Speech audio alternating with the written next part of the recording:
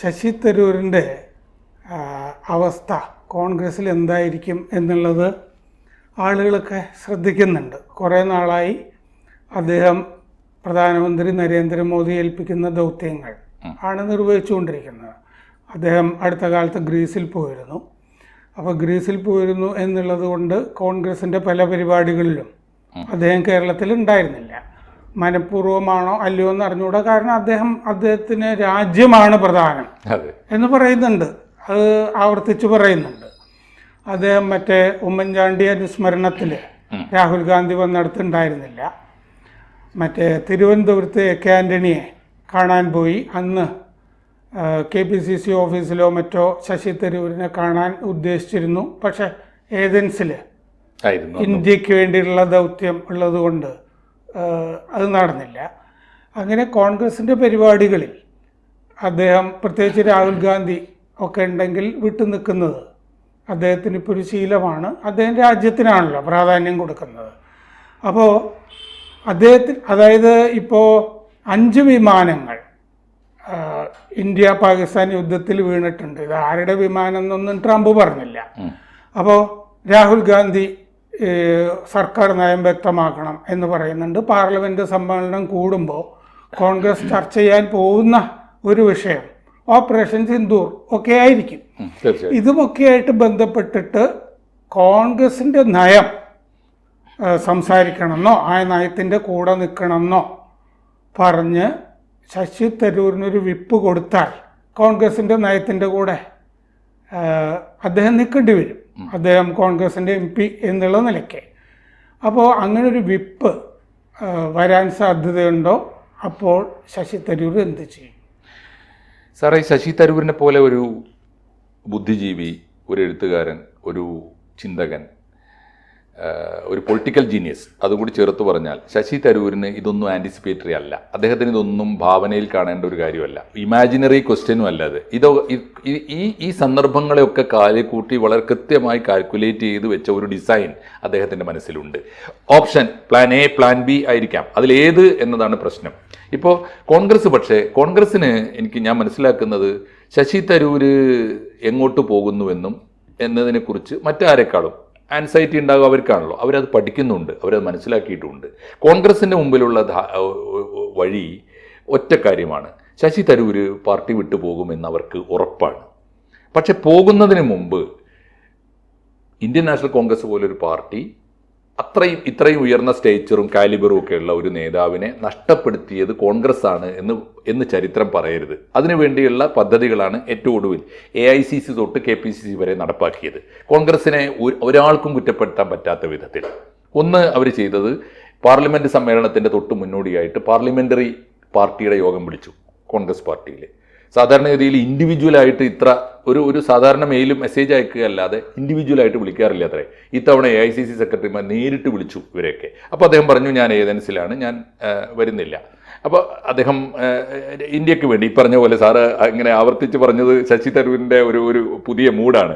എല്ലാത്തിനും ഇത് രാജ്യത്തിന് വേണ്ടിയാണ്, രാജ്യത്തിന് വേണ്ടിയാണ്. ഗ്രീസ്, സൈപ്രസ്, അതെ, ഇതൊക്കെ ഈ തുർക്കിയുമായിട്ട് ബന്ധപ്പെട്ട് നിൽക്കുന്ന സ്ഥലങ്ങളാണ്. ഇവിടെയൊക്കെ മോദി പോയിരുന്നു. അതെ അതെ, അതിൻ്റെ പിന്നാലെയാണ് ഇദ്ദേഹം പോകുന്നത്. ഇദ്ദേഹത്തിന് പക്ഷേ ഒരു കാര്യം തീർച്ചയാണ്, അദ്ദേഹത്തിന് രാജ്യത്തിന് വേണ്ടിയാണ് എങ്കിൽ പോലും ഓർക്കേണ്ട ഒരു കാര്യം എന്ന് വെച്ചാൽ, വിദേശയാത്ര AICCയുടെ നിർണായകമായ യോഗം പാർലമെന്റ് സമ്മേളനം നടക്കുന്നതിന് മുമ്പ് ഇന്ത്യയിലെ പ്രതിപക്ഷ നേതാവിനെ റഷ്യയിൽ പോയിരുന്നു, എല്ലായിടത്തും പോയിട്ടുണ്ട്. മാത്രമല്ല ആ പോയതൊക്കെ പോകേണ്ടതുമാണ്. പക്ഷെ പ്രശ്നം എവിടെയാണെന്നറിയോ, ഇതിൻ്റെ രാഷ്ട്രീയ മര്യാദ അദ്ദേഹത്തിന് അറിയാഞ്ഞിട്ടൊന്നുമല്ല, കൃത്യമായിട്ട് അറിയാം. അത് മമതാ ബാനർജി ഒരു മാതൃക കാണിച്ചല്ലോ. ഇന്ത്യയുടെ ഡെലിഗേഷൻ്റെ കൂടെ ലോകത്തിൽ എവിടെയും പോകാൻ എൻ്റെ പാർട്ടിക്ക് സമ്മതമാണ്, പക്ഷേ എൻ്റെ പാർട്ടിയിൽ നിന്ന് ആര് പോകണമെന്ന് എൻ്റെ പാർട്ടി തീരുമാനിക്കും. അപ്പോൾ യൂസുഫ് പത്താൻ്റെ പേരാണ് ഗവൺമെൻറ് പിക്കപ്പ്. അതിന് പല കാരണങ്ങളുണ്ട്. അദ്ദേഹം ക്രിക്കറ്റ് താരമാണ്, അതിൻ്റെയൊക്കെ ഒരു സ്വീകാര്യത കൂടി ഉണ്ടാവും. പക്ഷേ യൂസുഫ് പത്താൻ്റെ പേര് മമതാ ബാനർജി വാങ്ങിയിട്ട് വെട്ടിയിട്ട് അതിനകത്ത് അഭിഷേക് ബാനർജിയുടെ പേര് എഴുതി കൊടുത്തു. അത് മരുമോനായതുകൊണ്ട് ആവണമെന്നില്ല, അതൊരു തീരുമാനമാണ്, പൊളിറ്റിക്കൽ ഡിസൈറാണ്, തീരുമാനിക്കേണ്ടത് ഞങ്ങളാണ്.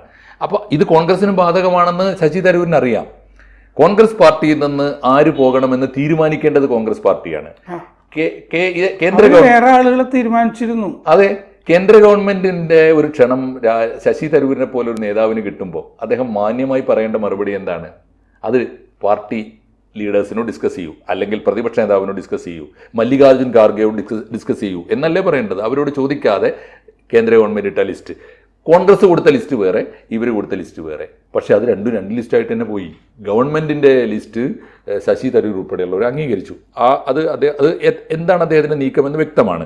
നമ്പർ 2, കഴിഞ്ഞ മാസം ഹിന്ദുവിൽ അദ്ദേഹം എഴുതിയ ആർട്ടിക്കിൾ വരെ ഞാൻ വിചാരിച്ചിരുന്നത് ശശി തരൂർ കോൺഗ്രസ് വിട്ടുപോകാൻ സാധ്യതയില്ല എന്നാണ്.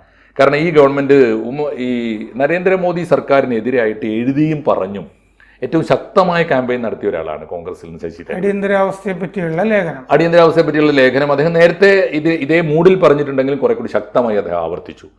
അപ്പോൾ ഈ ഹിന്ദു ലേഖനത്തിൽ അദ്ദേഹം പറയുന്നുണ്ട്, അത് നരേന്ദ്രമോദിക്ക് കൂടിയുള്ള ഒരു അപേക്ഷയോ മുന്നറിയിപ്പോ അറിയിപ്പോ ഒക്കെയാണ്. അങ്ങ് ഗംഭീരമായി പെർഫോം ചെയ്യുന്നുണ്ട്. അദ്ദേഹത്തെ വാഴ്ത്തിക്കൊണ്ട് ആ ലേഖനം സാർ കണ്ടിട്ടുണ്ടാവും. അതിൽ പറയുന്നുണ്ട് 3 T ആണ് ഇന്ത്യയുടെ അസറ്റ്. 3 T ആണ്. 1 ടെക്കാണ്, 2 ട്രേഡാണ്, 3 ട്രഡീഷനാണ്. ഇത് നമുക്ക് ലോക മാർക്കറ്റിൽ വിൽക്കണം. പക്ഷെ വിൽക്കുന്ന കാര്യത്തിൽ നമ്മൾ പരാജയമാണ്. ഈ പ്രചാരണത്തിൽ നമ്മുടെ വലിയ ക്യാമ്പയിൻ പരാജയമാണ്. അത് ആർക്കൊക്കെ ബാധകമാണ്? പത്രസമ്മേളനങ്ങൾ നടത്താത്ത നരേന്ദ്രമോദി തൊട്ട് ലോകവേദികളിൽ ക്യാമ്പയിനിൽ വലിയ തോതിൽ വിജയിക്കാത്ത വിദേശകാര്യമന്ത്രി ശിവശങ്കർ വരെയുള്ളവർക്ക് ബാധകമാണ്. വേറൊന്നുകൂടി പറയുന്നുണ്ട്, ടെററിസം നമ്മുടെ ഒരു ഭീഷണിയാണ്, ലോകത്തിൻ്റെയും ഭീഷണിയാണ്. അത് ലോകവേദികളിൽ ഉന്നയിക്കുന്നതിൽ നമ്മൾ പരാജയപ്പെട്ടിട്ടുണ്ട്. അതുകൊണ്ട് ആഗോള പ്രസ്സുമായുള്ള ഇടപെടലിൽ അങ്ങേക്ക് ഹാൻഡിക്യാപ്പ് ഉണ്ട്, അങ്ങേക്കൊരു നല്ല വക്താവിൻ്റെ ആവശ്യമുണ്ട് എന്ന് മനോഹരമായി ആ ലേഖനത്തിൽ പറഞ്ഞിട്ടുണ്ട്. അതിന് ഞാൻ തയ്യാറാണ് എന്നുകൂടിയാണ് പറഞ്ഞതിൻ്റെ അർത്ഥം. ഒന്ന്, അപ്പോൾ അന്ന് മുതൽ നരേന്ദ്രമോദിയും BJP അത് കൃത്യമായിട്ട് ഗ്രാസ്പ് ചെയ്തിട്ടുണ്ട്. അതനുസരിച്ച് അദ്ദേഹത്തെ പെരുമാറുന്നുണ്ട്, ലാളിക്കുന്നുണ്ട്, അദ്ദേഹത്തെ ഉപയോഗപ്പെടുത്തുന്നുണ്ട്. നല്ല കാര്യമാണ്. അതേസമയത്ത് കോൺഗ്രസ് ഈ ദയനീയാവസ്ഥ മനസ്സിലാക്കുന്നുണ്ട്. കോൺഗ്രസ് ഇപ്പോൾ ചെയ്ത പണി അതാണ്. പാർലമെൻ്ററി പാർട്ടി മീറ്റിംഗ് അദ്ദേഹം വന്നില്ല. അദ്ദേഹത്തിന് പറയുന്ന റീസൺ അദ്ദേഹത്തിൻ്റെ കാര്യം എന്താ, ഞാൻ വിദേശയാത്രയിലാണ്. ഇതിപ്പോൾ ഒരു സാധാരണ ഇന്ത്യക്കാരനത് ബാധകമാണ്. ഗ്രീസ് പോലെ ഒരു പുരാതന രാജ്യത്ത് അവിടുത്തെ സംസ്കാരമൊക്കെ ആസ്വദിച്ചുകൊണ്ടിരിക്കുമ്പോൾ ഇന്ത്യക്ക് വേണ്ടി ഒരു ദൗത്യം ഏറ്റെടുത്ത് പോയി എന്നൊക്കെ പറയാം. പക്ഷേ ശശി തരൂരിൻ്റെ ലൈഫിൽ പലപ്പോഴും നമ്മൾ വായിച്ചിട്ടുണ്ട്, ഒരു AICC മീറ്റിങ്ങിന് വേണ്ടി വാഷിങ്ടണിൽ നിന്ന് അദ്ദേഹം പറന്നു വന്നിട്ട് തിരിച്ചു പോയിട്ടുണ്ട്. അദ്ദേഹത്തിനത് ഇഷ്യൂ അല്ല. അദ്ദേഹം ഈ പാർലമെന്റിൽ വരുന്നതിന് എത്രയോ മുമ്പ് തന്നെ മിക്കവാറും ലോകരാജ്യങ്ങളൊക്കെ അദ്ദേഹം പോയിട്ടുണ്ടാവും. ഗ്രീസൊന്നും അദ്ദേഹത്തിന് പുതുമയല്ല. അദ്ദേഹത്തിന് വേണമെങ്കിൽ ഒരു ഫ്ലൈറ്റിന് വരികയും വേണമെങ്കിൽ ആ ഷെഡ്യൂൾ ഇന്ത്യ ഗവൺമെന്റിന്റെ ദൗത്യമല്ലേ, അത് ഒരു ദിവസം ബ്രേക്ക് എടുത്താൽ എന്താ, 2 ദിവസം ബ്രേക്ക് എടുത്താൽ ചെയ്യാവുന്നതേ ഉള്ളൂ. പക്ഷേ അദ്ദേഹത്തിന്റെ നിലപാട് കൺസിസ്റ്റന്റാ. അതെ, കൺസിസ്റ്റന്റ്. അതായത് കോൺഗ്രസ് അല്ല പ്രധാനം, ഇന്ത്യയാണ് പ്രധാനം. അതെ, അത് ഇന്ത്യയാണ് പ്രധാനം എന്ന് പറയുമ്പോൾ തന്നെ കോൺഗ്രസിന് ഇനി ഇന്ത്യയുടെ ഭാവിയിൽ വലിയ റോളില്ല എന്ന് കൃത്യമായി അദ്ദേഹം അറിഞ്ഞിട്ടുണ്ട്. അതാണ് കാര്യം. മാത്രമല്ല, അത് ഇന്നല്ല അദ്ദേഹം അറിഞ്ഞത്. അദ്ദേഹം വളരെ വർഷങ്ങൾക്ക് മുമ്പ് 1995 മറ്റോ എഴുതിയ പുസ്തകമാണ് ഇന്ത്യ ഫ്രം മിഡ് നൈറ്റ് ടു മില്ലേനിയം. അതിൽ പറഞ്ഞിട്ടുണ്ട് ടൂറിലെ ഒരു ശവക്കച്ച ആണ് സോണിയാഗാന്ധി എന്ന് പറഞ്ഞിട്ടുണ്ട്. അത് ശരി, പറയേണ്ടതൊക്കെ അന്ന് തന്നെ പറഞ്ഞു വെച്ചിട്ടുണ്ട്. അതൊക്കെ ഇനി വേറൊന്ന് ജവഹർലാൽ നെഹ്റു, ഇന്ദിരാഗാന്ധി, പിന്നെ സഞ്ജയ് ഗാന്ധി തെമ്മാടി എന്ന് പറഞ്ഞിട്ടുണ്ട്. തെമ്മാടി എന്നാണ്. തെമ്മാടി എന്ന് പറഞ്ഞത്. അത് ശരി. ഏതായാലും ആ സാധനങ്ങളൊക്കെ ഒന്ന് പൊടി തട്ടി എടുത്തിട്ട് ഇപ്പോൾ വീണ്ടും ഉപയോഗിക്കാവുന്ന അടിയന്തരാവസ്ഥ ഉൾപ്പെടെയുള്ള സാധനങ്ങൾ ഇപ്പോൾ ഉപയോഗിക്കാവുന്ന അന്തരീക്ഷം. അദ്ദേഹത്തിന് കയ്യിൽ കരുക്കളുണ്ട്. അദ്ദേഹം നേരത്തെ ചെയ്തു വെച്ച വർക്ക് തന്നെ മതി, ആ ഡാറ്റ തന്നെ എടുത്ത് ഉപയോഗിച്ചാൽ മതി. അതുകൊണ്ടാണ് ഈ 3 മീറ്റിംഗ് സാറ് പറഞ്ഞ പോലെ കുടുംബത്തിനോട് പരമപുച്ഛം ആണ് അദ്ദേഹത്തിന്. അത് ആ പുസ്തകത്തിൽ അത് ഇനി പ്രകടമാക്കാൻ പോകുന്നു. അതിനെ പറ്റിയ അവസരം കളവും അദ്ദേഹം ഒരുക്കി വരുന്നുണ്ട്. ഈ AICC വിളിച്ച ഈ മീറ്റിങ്ങിന് പോയില്ല. അപ്പോൾ അദ്ദേഹം പറഞ്ഞ ഉത്തരം, പാർലമെന്റിന് മുമ്പ് എന്ത് പറയണം എന്ന് തീരുമാനിക്കാനുള്ള യോഗമല്ലേ, ഞാനൊരു കാര്യം ചെയ്തോളാം. പാർലമെന്ററി സമ്മേളനം നടക്കുമ്പോൾ പാർലമെന്റിന്റെ സൈഡ് മുറികളിൽ എവിടെയെങ്കിലും ഇരുന്നിട്ട് ഞാൻ രാഹുൽ ഗാന്ധിയോട് നേരിട്ട് സംസാരിച്ചോളാം.